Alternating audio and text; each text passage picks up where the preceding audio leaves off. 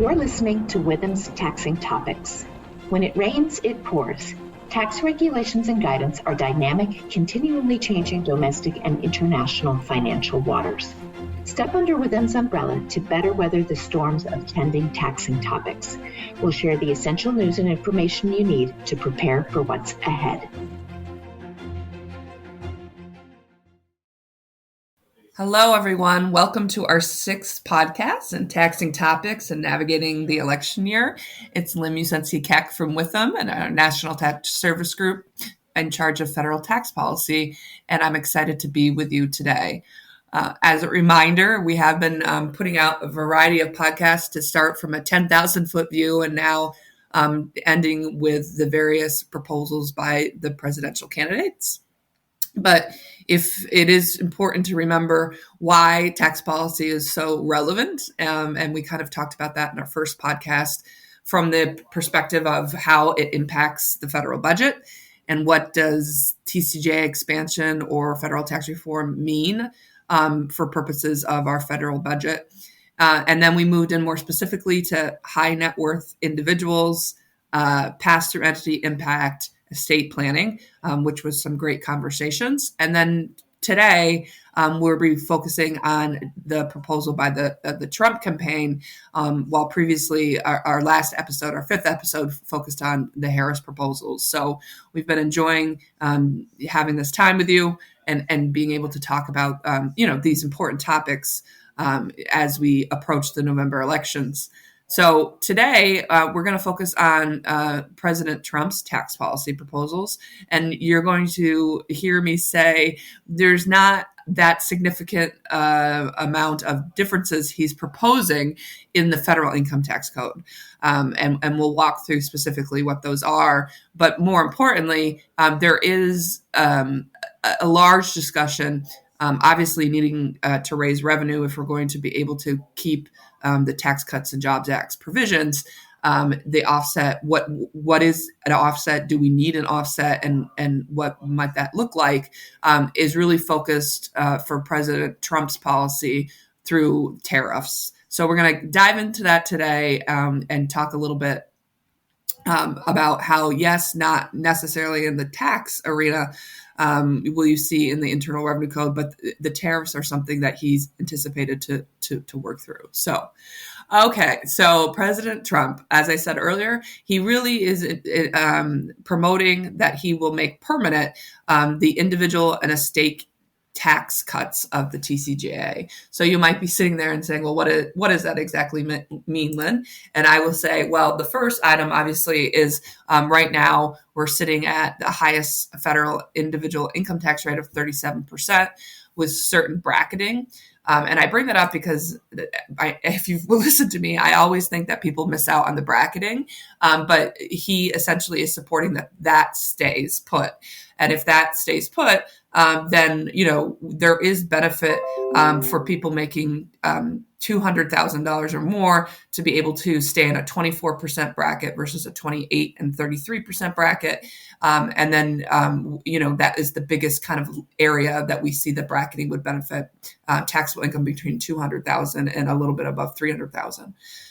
The other item that obviously is important to individuals is he would keep the high amounts of AMT exemption phase out thresholds. So, if the TCJA expires, they anticipate that will jump from very minimal amount of people currently paying AMT up to 8 million people. So obviously, if we retain the exemption and phase out thresholds and the exemption amounts as provided under the Inflation Reduction Act, that really stays low and would be beneficial, obviously. Other items included in that genre is the elimination of the SALT deduction limitation. So he does and has reiterated that he supports that. So that would be another item that would come into play. And obviously, of various itemized deductions, like the ability to deduct home mortgage interest on the principal of $1 million, return of miscellaneous itemized deductions, etc. So those are all individual provisions that he says, I want them to remain. The other big item, obviously, for a lot of us in the pass-through entity space that he is supportive of is not adjusting or changing the 199A deduction. And this is something that, I'll take a little bit of breath here to talk about how the 199A deduction doesn't just apply to all pass-through entities and S corporations. So as a reminder, there's a variety of types of industry subsets that aren't allowed to take the 199A. And so that would include accounting firms, obviously law firms. If your taxable income is over a certain amount, they're actually deemed bad businesses and aren't going to be allowed the 199A. So that's, a specific part I'd like to highlight under 199A.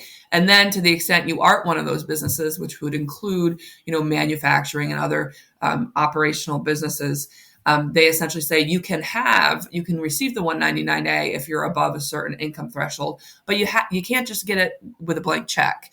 And so they do have to show or report, wages that would allow them 50% of wages that would allow them to take the 199A. So again, linking to employment in the U.S. if they want to be able to receive the 199A deduction, or alternatively linking to 25% of W-2 wages, and then looking at qualified property, so capital investment. So again, you're allowed, if you're a good business, right, and you're above a certain income threshold, you're allowed the 199A. But you still have to be showing impact in the economy through wages and or capital improvements. So that is something that Donald Trump supports, and he would let remain, obviously, if he were to be elected, and we followed the policy that he's presenting at this point. The other major item that, is obviously essential to a lot of our clients is estate tax planning. And so right now, if the TCJA expires, we're essentially going to cut the estate tax exemption in half. We talked a lot about that on a previous podcast and why it's so important that you be planning, indeed, in the estate tax arena right now. But essentially that estate tax planning adjustment of going to half would be dramatically impactful, right, on a variety of people subjecting the AMT tax rate, which is high, 40%, with a much larger estate. So currently we're looking at an exemption amount of approximately $13.6 million per person. So that is obviously a very large amount, double that amount if you're husband and wife, and that would be above 26 million. The proposal, if we revert back and don't allow the TCJA cuts to occur, is essentially that you would only have 7 million or 14 million per married filing joint. So there are a lot of people who are nervous about that and have started planning. Again, if the policy is implemented that Trump's campaign is supporting, that would not revert obviously back down to the 14 million, but would stay, at a 26, $27 million amount. So that's definitely one of the individual and estate items that are significant if under the Trump policy, the TCJA was made permanent. So those items, you're sitting there and saying, okay, Lynn, well, essentially you're telling me that Trump would allow all the TCJA provisions that are sunsetting. He's essentially going to allow those to continue in relation to individuals, 199A and estate tax planning. I'd say yes. So you're sitting there saying, okay, so there's not that big an impact on my business or my individual tax return. And I would say that is the intention of the Republican Party. Additional items that have been proposed by the Trump campaign include exempting Social Security benefits from taxation. So all Social Security benefits, regardless of income, would be exempt from tax. And then another significant item is exempting all tip income and overtime pay from taxation.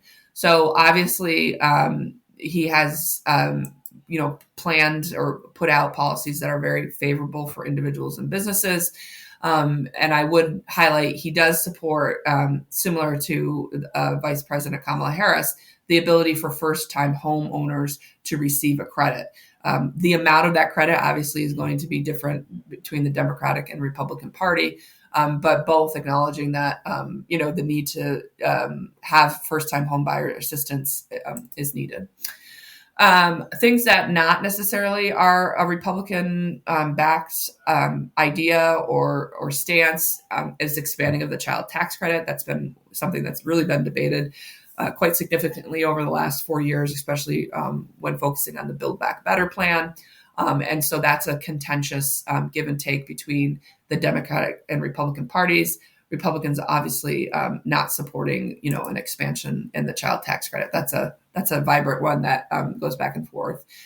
Surprisingly, so you're saying, Lynn, okay, all the TCJA individual cuts, 199A continue, estate continue. Wow. I get my Social Security benefits, not taxable. Wow. And then you say, oh, now all my overtime pay and tip income is not taxable. And so you're thinking, well, that's very favorable. And we continue down the favorable track when we look at business proposals as well. So we already have a low corporate tax rate at 21%. Trump has proposed lowering it one more percentage point. But more significantly, Trump has said for manufacturing entities in the U.S., so to promote manufacturing in the U.S., he would lower the corporate income tax rate for those companies from 21% to 15%. And I do think, that would be significant enough for people to really start modeling what that would look like if they're currently in a flow through and their effective tax rate is 30% versus C corporation. It could be potentially as low as 15%. So obviously this is just a proposal. We're not to the modeling phase yet because we don't even know where the November elections are going to take us, but definitely something to be monitoring. And that really kind of is specific to what we're used to as saying tax implications for businesses and individuals. That's the Trump policy. But he has what I would say ventured outside the box or ventured outside, which I do support, just keeping your eye on, do we continue TCJA or do we not? There are a variety of different items that clearly could be renovated within the tax code that could produce high revenue. And so he has specifically targeted outside the tax code private university endowments, a proposal to tax large universities with large endowments at a higher percentage rate, which we'll talk about in a bit. And then also the big item is to increase the universal baseline tariff from 10 to 20%, and then impose a significant tariff increase on all imports from China. So he has proposed a 60% tariff. I do think the Republican Party on that is split as to whether a tariff is the right direction where to go because of the significant impact that it could have on a similar tariff being imposed on our goods going out. So somewhat getting into a trade battle. In addition to potential impact on the economy, most economists, when they reviewed the previous tariffs that were put in by both the Biden and Trump administration, have acknowledged that it has slowed the economy a bit. So we'll talk about that a little bit more as we go through. But we that's the broad picture when you look at the Trump tax policies, and specifically, you might say, okay, well, that seems like there's a lot of benefit being provided.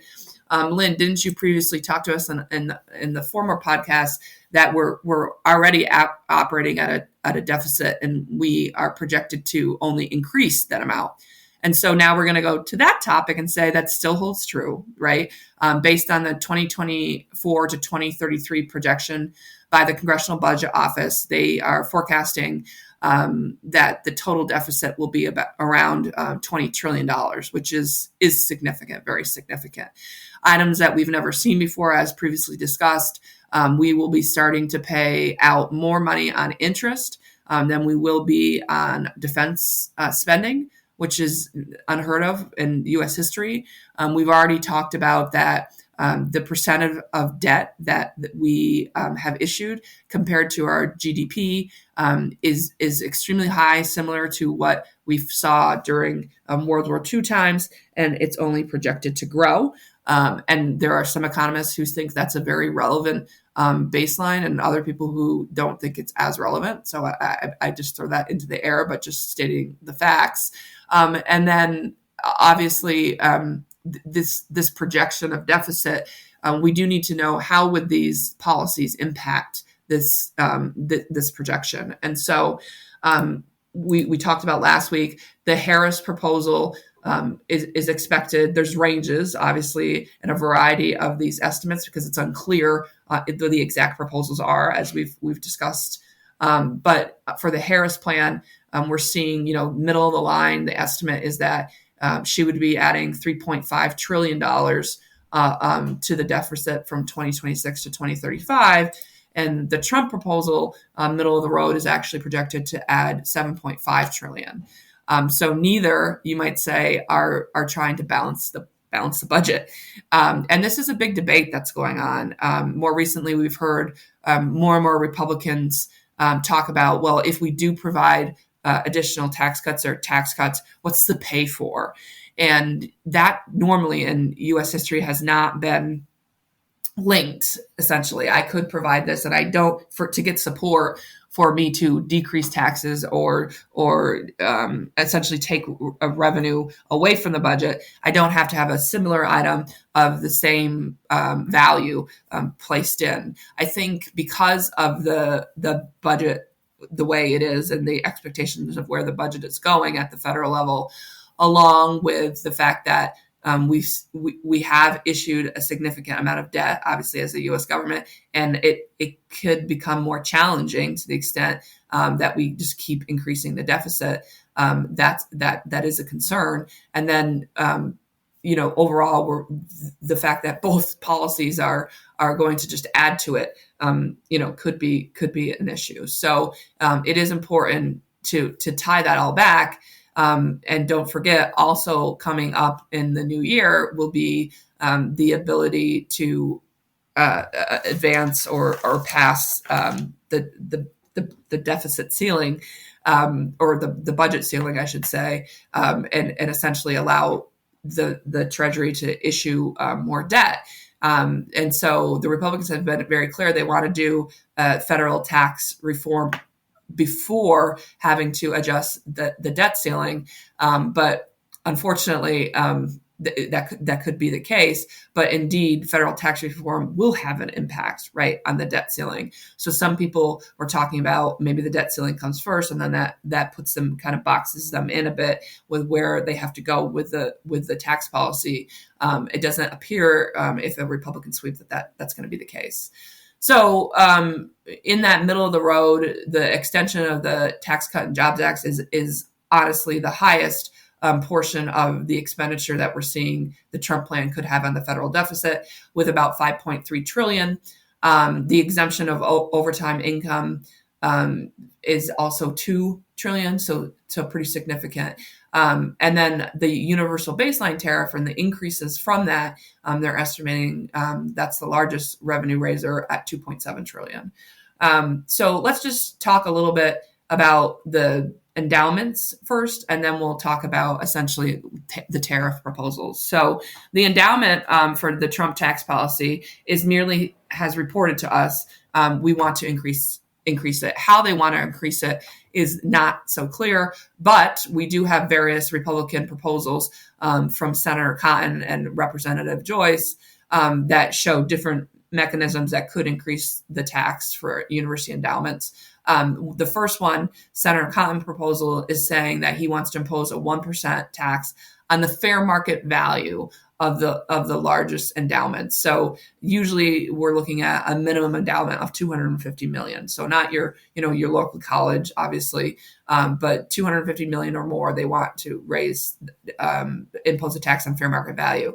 What's interesting about that proposal is that I'm cautious of the Republicans that they would support that, because on the other side, the Democratic policy, they're suggesting that we indeed mark to market in the high net worth individual area and make them pay tax on unrealized gains. So on the other side, the Republicans are saying, no, that's ridiculous. that's not feasible, and there's large debate of whether it's constitutional.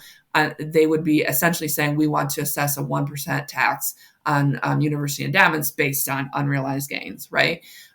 So neither here nor there, but I think that will be a hard line to walk if they back that proposal.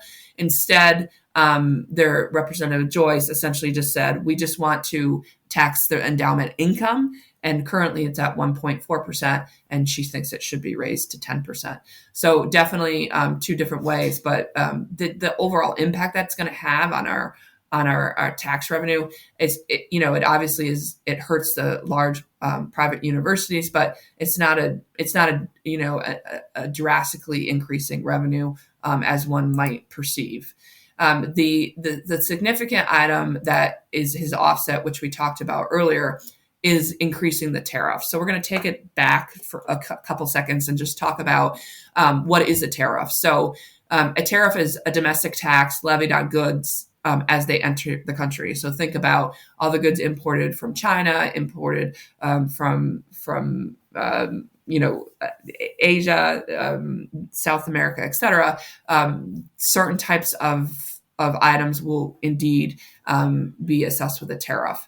The charge does not obviously get paid. Ultimately they say, well, does the manufacturer pick up the tariff? And the charge is physically paid by the domestic company that imports the goods and not the foreign company that exports them. So the fact that now the domestic company is absorbing a higher cost to import those tariffs, it is presumed, right, that they would pass that on to the ultimate user or buyer. So over the course of 2023, the U.S. imported about 11% of our GDP, or 3.1 billion of goods. So obviously, a significant amount of imports coming in, and as pointed out, a significant amount of imports coming in from China. So top U.S. goods, when you talk about imports that are taxed, we see crude, petroleum, cars, computers, medication, believe it or not. So definitely broadcasting equipment, which surprised me a little bit to see that one. But obviously medication, cars, computers, things at this age that are deemed to be staples, right, in many families.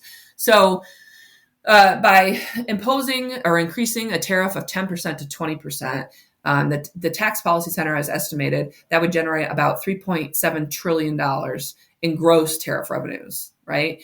But they say the increase in the net federal revenue would be less, would only be about 2.8 trillion over the next 10 years. Mainly that decrease from 3.7 to 2.8 is because there's a projection, right, that our economy would slow due to increased tariffs.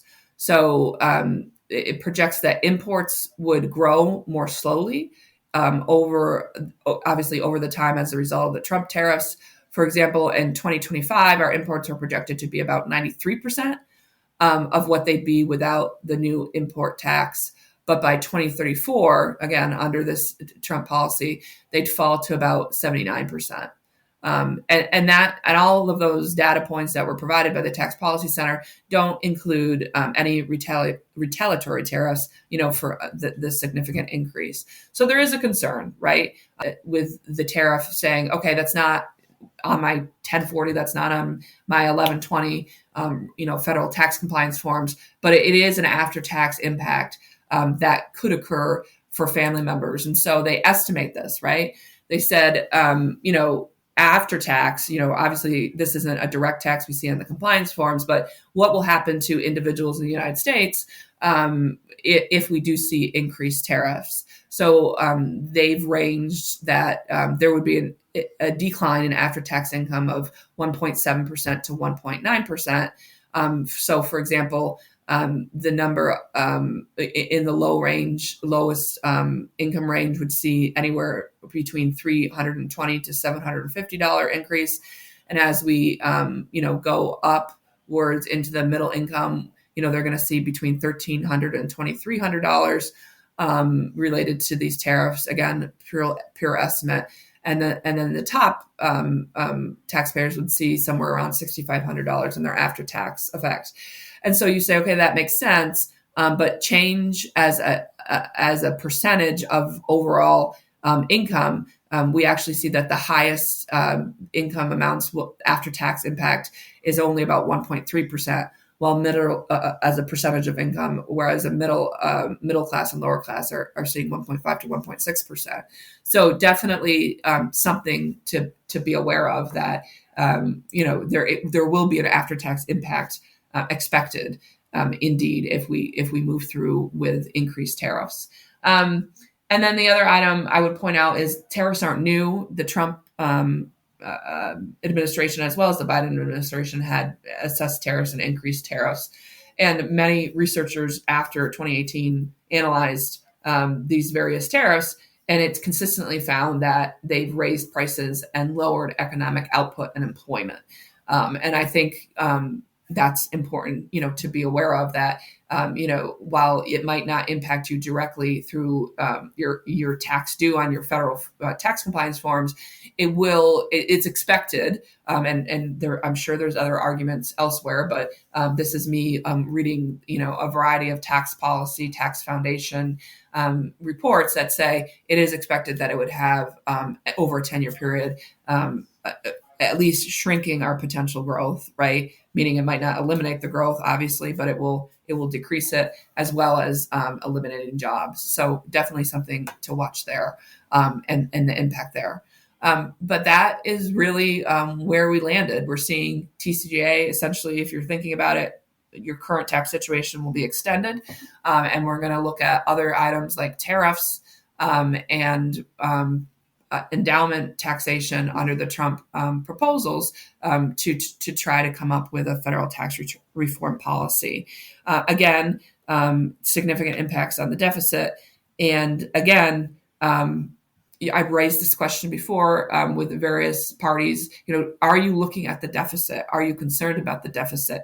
And some are more truthful than others, I believe, but honestly, from both parties' campaigns, the Democratic and the Republican, they aren't trying to decrease the deficit or not have a deficit, but they are, essentially going to be adding to it. It's the question of how much are they going to be adding to it, and that obviously poses potential, problems. Kick the can down the road into the future of, how long can the U.S. federal government operate at a deficit and keep growing that deficit significantly without impacting who or what country would want to invest and obviously take on our debt, and how we can spend our money.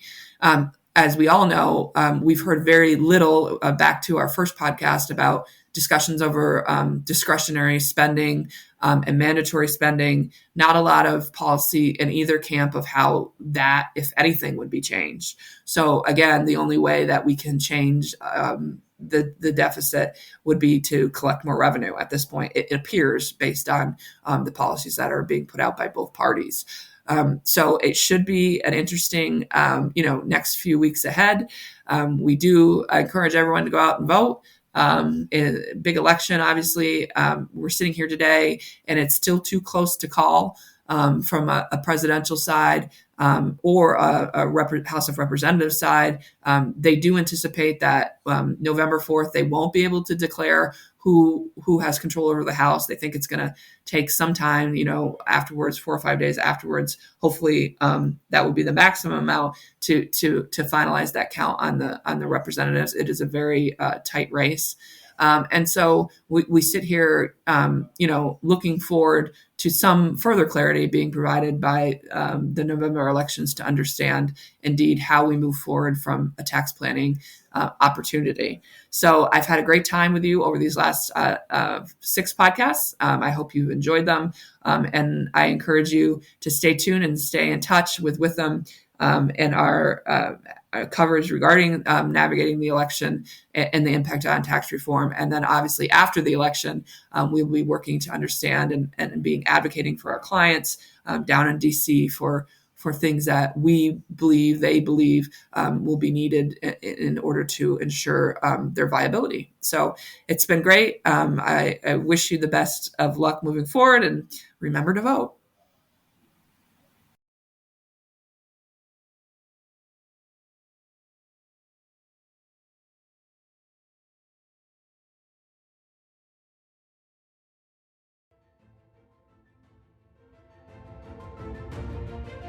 You've been listening to Withum's Taxing Topics. Contact us with your feedback or suggestions for future podcast topics. Visit www.withum.com for additional information. Send an email to info@withum.com or follow us on Facebook, Instagram, or Twitter @WithumCPA. Thank you for listening.